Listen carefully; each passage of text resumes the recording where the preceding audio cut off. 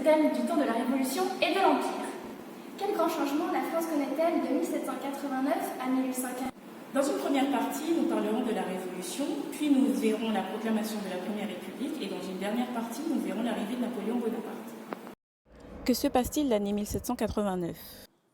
En 1789, la monarchie absolue est remise en cause par les idées des Lumières et elle subit une crise économique. Le roi Louis XVI décide de convoquer les États généraux le 5 mai.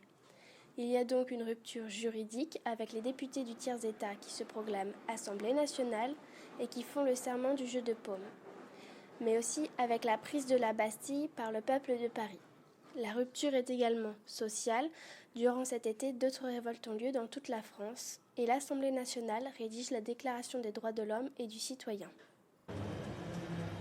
Quel est le régime en place après la Révolution ? Attends, je vais t'expliquer. Après la Révolution, la monarchie constitutionnelle est mise en place. Ce régime politique semble répondre à ce qu'attendait une grande partie des Français.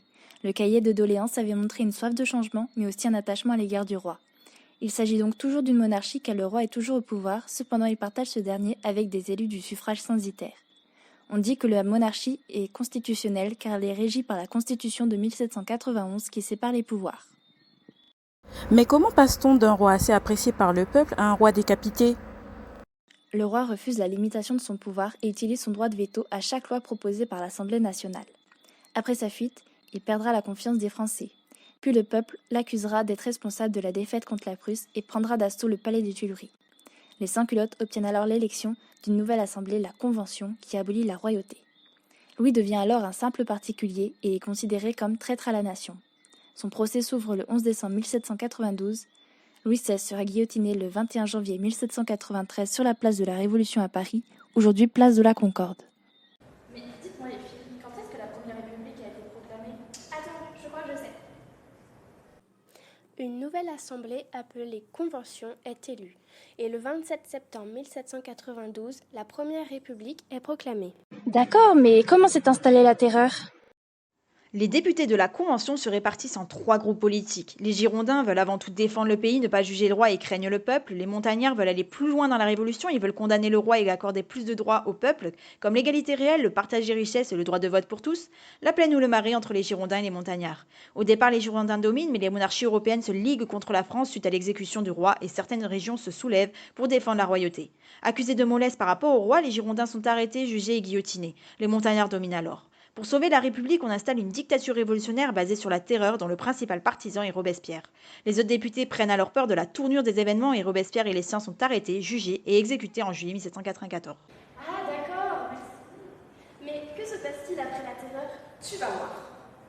Une nouvelle constitution est mise en place avec une séparation des pouvoirs entre le pouvoir exécutif, qui est confié à 5 directeurs appelés le directoire, et 2 assemblées qui ont le pouvoir législatif.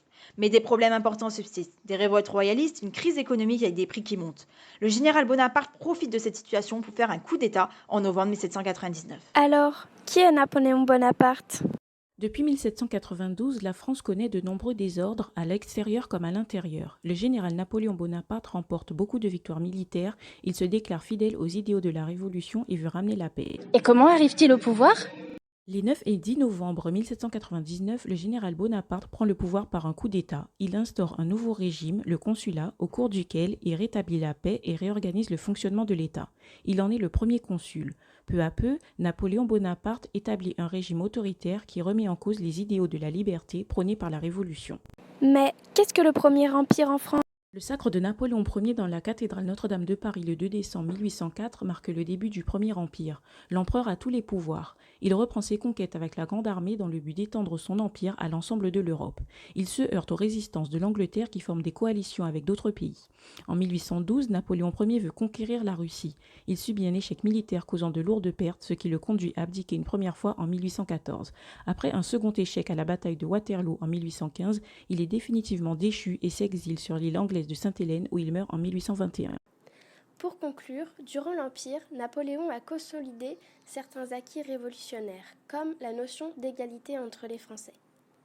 La frise chronologique reprend tous les événements importants pour répondre à notre problématique.